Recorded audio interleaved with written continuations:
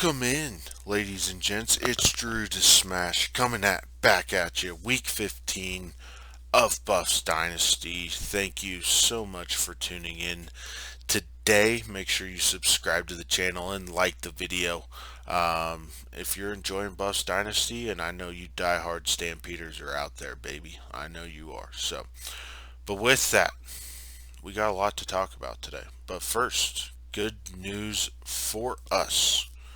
We get Mike Burns' commitment. We get Sean Hackett's commitment. And then we get Andy Larson's commitment. Three big time recruits for us to really be program builders for us as we continue to, grow as a program. And, we've signed 11 players. So we're going to go through recruiting to start off the episode. So we're going to go through all of our commitments that we have signed so far, as well as the ones we're looking at going into the off season. So we got Curtis Breedlove, 6'2", 326-pound guard out of Manitou Springs, Colorado. Most likely going to transition into a center for us, and just use that massive size and be kind of our center of the future, if you will. We got Nate Chapman, 6'4", 295 out of Texas. He is a tackle as of right now. He's probably going to profile in as a guard for us over the long term. We got Paul Joseph at 6'6", 295, a tackle, prospected gem player for us. Has the flexibility to do both a tackle or a guard, but based on his stats, probably going to look to try and keep him as a tackle. Sorry, I thought I was going to sneeze there. But does have the flexibility at guard just due to his pass blocking. Jeremy Coley, another tackle prospect. Again, probably going to profile more as a guard for us. Frederick and Beck are going to be my bookend tackles for us. So we'll figure out which one we like at left or right tackle.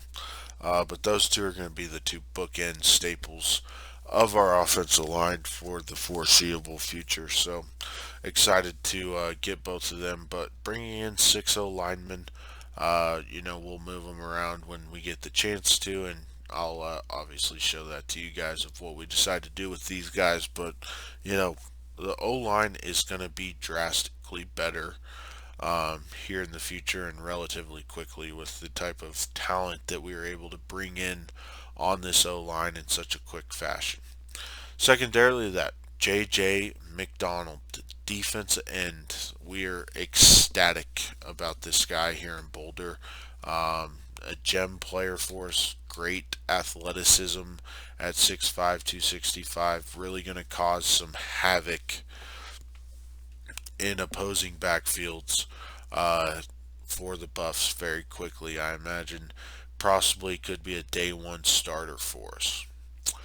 Morris Newell, hands down day one starter, no ifs, ands, or buts about it. Pairing him with Craig Williams in our secondary, getting the number one cornerback in back-to-back recruiting classes, bodes extremely well for our cornerback room and our secondary overall. So thrilled to get him and pair him with already a super talented corner.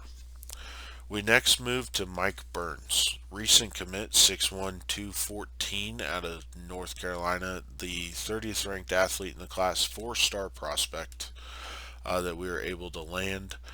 Now, I'm kind of caught with Mike Burns for a couple reasons. First off, not the greatest speed, however, does have good agility and acceleration. Good tackler, good in coverage. I profile him as a safety or a wide receiver for us. Depending on what our depth looks like at both positions, we'll definitely consider him at both. But he is a very talented player that's going to do well at either position for us.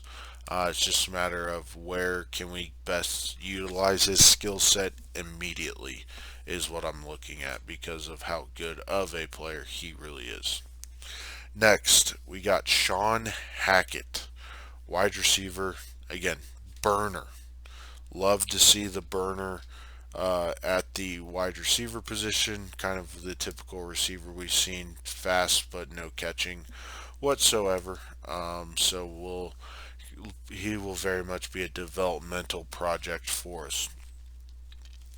But overall, still a very good player that we're excited to bring in and see his athleticism kind of unfold before our very eyes and become a good player for us. Next, the last commits before we get into just guys that we're looking at. Andy Larson, 6'4", 240 pounds, 3-star tight end out of Tolleson, Arizona. This guy is a freak athlete. 81 speed, great acceleration, catches the ball extremely well, good route runner, not a great blocker. But if you've watched our tight ends this year, they can't catch and they are kind of athletic, not really. This guy, as a 65 overall, I might make the move for him to start for us right away because he literally might be our best option at tight end over the guys that we even have. So stay tuned. But Andy Larson, I'm extremely excited about hopefully fixing our tight end problem. All right, let's go to the guys that we're still recruiting, trying to get their name to the piece of paper to come be a Colorado Buff. Pardon me, a couple seconds there. All right, we start first with Greg Rogers, who I imagine will commit after week 15 here. A 6'7", 325-pound D tackle out of Chanute, Kansas. You want to talk about having a fucking nose guard? That's a nose guard. That's the type of nose guard we need. Just a massive human being, almost Jordan Davis-esque if he can develop, which we fully intend to develop him. So, love the sight of having Greg Rogers possibly be most likely going to be a buff here in a week. We got Rashad Haynes, 6'4", 228 out of New Hampshire. Great athlete, needs to very much work on his technical skills to be an effective player for us. However, the athleticism is undeniable, so being able to hopefully land him. He is coming in for a visit this week, so hopefully we can get his name to the dotted paper. Next, we move to Robert Smith, a 6'7", 267-pound D-end out of Schertz, Texas. Again, coming to campus this week, so hopefully have a great visit with him. Again, love the size, not the most athletic guy, but very strong, and will be able to kind of be a run stopper for us in our defense. So, not going to be expecting too much sack production out of him, but that's why we have JJ. We pair him with Robert Smith and Greg Rogers in the front line of our defense. I think we're going to be able to stop the run and allow JJ McDonald as well as some of our outside linebackers to really get after the passer. So really excited about hopefully landing him as a prospect. Next, we move to Wayne Jones, the 4-star wide receiver out of Nebraska, 6'3", 202. Great player. Gem prospect. 80 overall would be the gem of our entire recruiting class. If we pair him with Cole Dawson, we have our receiving core of the future.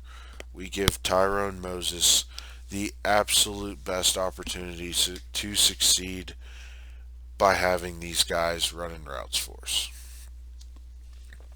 Next, we move into Jeff Gaston out of El Paso, Texas, 4-star quarterback. Great athlete, very fast, dual threat. Not the greatest throw power accuracy, but we are in on Jeff Gaston. We'll see if he actually becomes a buff or not. I wouldn't expect a commitment from him, but He might be a guy that we would have to win in the off season, but I'm kind of 50-50 on him. To be honest, just because of one, we have Tyrone Moses and a guy we're about to get to later on the board, but still wanted to stay in on Gast and see what happens. Gary Ostrander, 6'3", 230 out of New Jersey, 20th ranked outside linebacker. Again, great athleticism. Needs to work on his developmental skills as far as a 3-4 outside linebacker. Virtually a guaranteed commit at the end of the week. Lawrence Watson, 4-star athlete, number 8 ranked athlete in the class, 6'2", 193. Great speed. Going to be most likely a wide receiver for us. Um, Again, another threat for Tyrone Moses in the passing game. And, if we're able to pair him with Wayne Jones and Cole Dawson, our offense is going to be very explosive, as well as we got some size at the position. So I'd be, again, just the amount of skill that we'd have for Tyrone Moses with our O line and things, we're building an offense for the future. John Hill, athlete out of Cleveland, Ohio. Again, really good speed. For him, we might look at a slot corner, possibly a slot wide receiver. Would vary just depending on how our class kind of shakes out, but great athlete, could use him in a lot of different spots. Jeff Kelly, similar situation. Very good athlete. Would be looking more at the secondary with him with the 6'1", 187 out of North Carolina, 4-star prospect. Again, would just be a great addition, whether whichever side of the ball he ends up playing for us. Um, Good athlete that can make some plays for us. Next, we get to Anthony Washington, 6'3", 195-pound, 4-star receiver out of Florida. Good speed. Again, not the greatest at catching the ball, but we'd have to work with him there. But could develop him into a very good wide receiver. Again, another long-term development prospect for Tyrone, as we could look to continue to grow this offense. And then lastly, we get to Caleb Keys. Been interested in Colorado from the get-go. Ended up working out to where we offered him and are looking to bring him in. 6'1", 196, 4-star quarterback out of Wisconsin. It's virtually Tyrone Moses 2.0 with Caleb Keys. Um, and yeah, having him as a depth quarterback behind Tyrone would be just beneficial for us, whether it's Gaston or Caleb Keys, possibly both. We'll see what kind of transpires there. But yeah, that's kind of our recruiting in a nutshell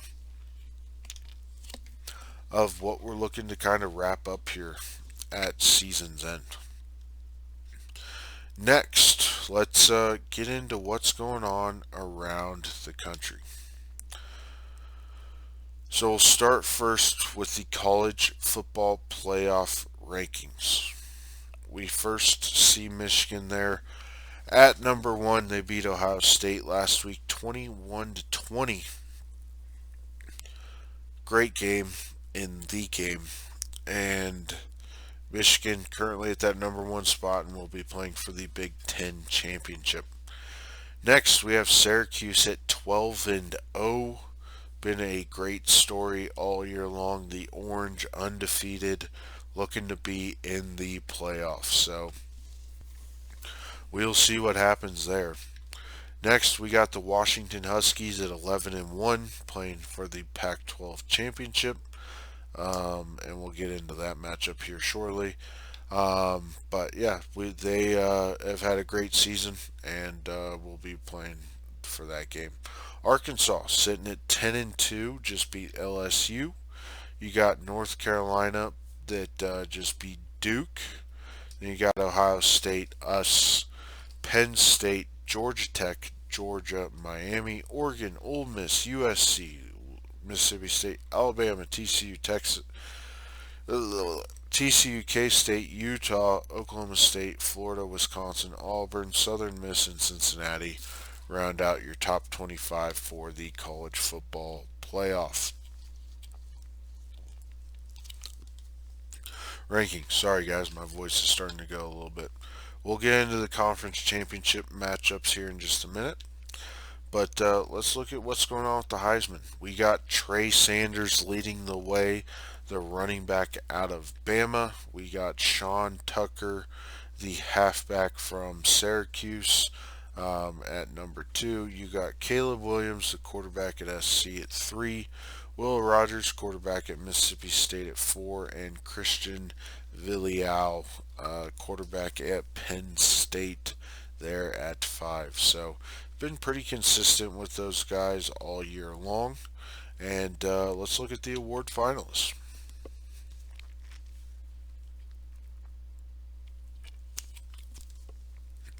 So we'll go through the top 3 of each one of these. So for the Maxwell, we got Will Rogers, Lou Nichols the third, the running back from Central Michigan, and Caleb Williams there at 3.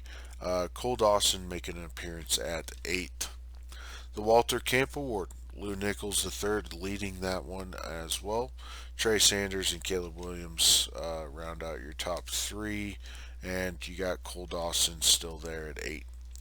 The Bernardic Award, you got Antonio Johnson out of Texas A&M, Ivan Pace Jr. out of Miami of Ohio, and then MJ Sherman, the outside linebacker from Georgia. The Nagurski, you got MJ Sherman leading the way there, Ivan Pace Jr., and Kyle Thomas, the true freshman from Florida. Great season from him. Oh, pardon me. Like I said, the voice and throat's starting to go, guys. The O'Brien, Rogers, Williams, Villial.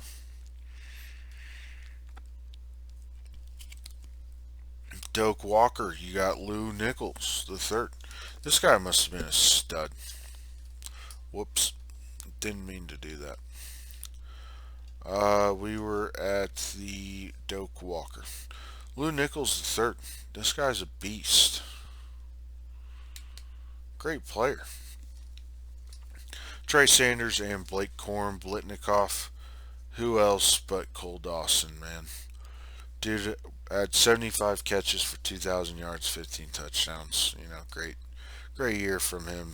And Hazelwood and Jordan Addison are 2 and 3. You got Trigg as the tight end of the year, looking to be the Mackey Award winner. You got Quentin Moore and Brock Bowers there as well. And then you see Eric Olson making an appearance. Outland Trophy, Trevor Keegan, Clark Barrington, and Paris Johnson. At the Remington, you got Jake Renfro, Zach Frazier, and Luke Whippler. For the Lombardi, you got Lucas Van Ness, Isaiah Foskey, and Tuli Tupilotu from USC. Buckus, you got Pace, Sherman, and Thomas. Thorpe, Antonio Johnson, Cam Hart, and Max Williams. Garoza, you got Borregales, Stone, and Myers from their respective schools. Becker making an appearance. The Guy Award, Tom Snee, Peter Moore, and Jeremy Crawshaw. The Jet Returner of the Year Award, you got Christian Turner, Dalen Stovall, and Kyle Ford.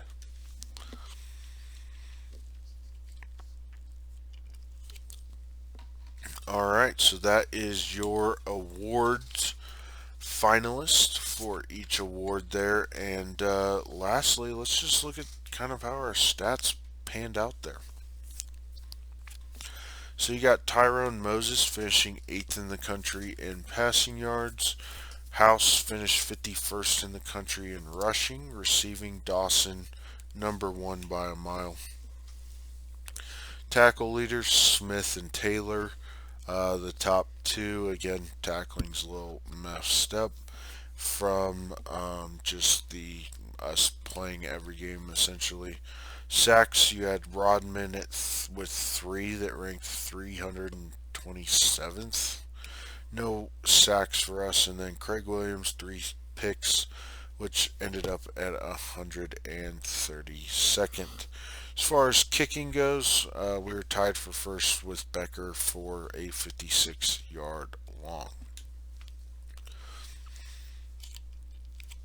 All right, let's talk specifically season stats for our team. Tyrone Moses threw for almost 3,000 yards, 25 touchdowns, 20 picks, averaged about 265 yards per game, 61% completion percentage. Brendan Lewis started the season as quarterback, 694, 5 touchdowns, 5 picks. Wasn't great. Running, Trey House, great season as a true freshman, over 1,000 yards, averaged almost 5 per carry, 20 touchdowns. Moses added almost 350 on the ground, 6 touchdowns. Stacks was fairly productive for a fullback that was asked to play running back. Just so that way I didn't have to see this fucking guy anymore. Receiving. Again, it was the Cole Dawson show on steroids. 75 catches, 2,067 yards, 15 touchdowns. Page had 39 receptions for about 508 touchdowns. You had Grant Page as our third leading receiver with 28 catches, 289, 3 touchdowns. Penry had about 18 catches for 14, about 400 yards and 3 touchdowns. So, receiving game, it was virtually Cole Dawson in a nutshell. Sacks given up, just way too many, frankly, but Lewis Harrison was the guilty party of that. Jake Wiley had 15 pancakes. Looking at the defensive side of the ball, Aubrey Smith, the middle linebacker, 58 tackles. Tyron Taylor was second on the team with 55. Carey added 45 with that. As far as tackles for loss go, Josh Gustav had 13, Devin Grant had 11, and Derek Alexander had 10. As far as sacks go, Rodman led the team with 3, so did Grant. Alvin Williams had 2, Gustav had 2, 2 for Carey, and 1 for Derek Alexander. Picks, Craig Williams had 3, Aubrey Smith 1, and Carey had the 1 also. As far as deflections go, Jalen Stryker led the team there. We forced 5 fumbles on the season, 1 from each of those guys. They recovered all of them as well. Did have 2 blocks, Marvin Ham and Jalen Stryker each getting 1. No safeties and no touchdowns for us either. So that is defensively. Cole Becker was 14 of 17 kicking field goals for us, which was 82%. Again, the 56 long was tied for number 1 in the country as far as a long field goal goes. Great kick from him when that did happen. Had 0 blocked and then was 51 of 53 on extra points, which was a 96% conversion rate. Was also our punter, punted for about 1,000 yards. Did fairly good there. Victor Venn, the returner, 592 yards on kickoffs. Returns, had 1 touchdown and returned 22. Had 23 punt returns for 165.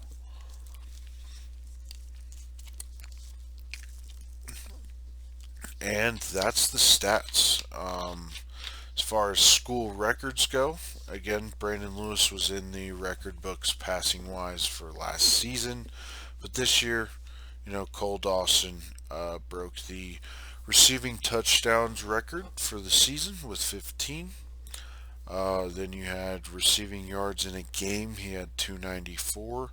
And receiving yards in a season, he broke as well.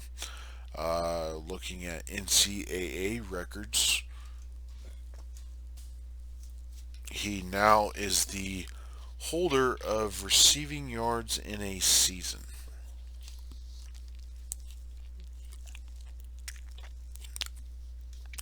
So, yes, Cole Dawson, the real deal, absolutely instrumental for us. But with that, we're going to advance to Conference Championship Week.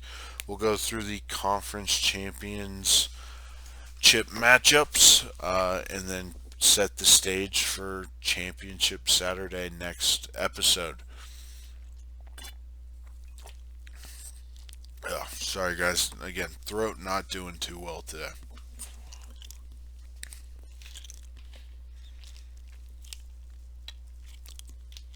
And from a recruiting perspective, there you have it too.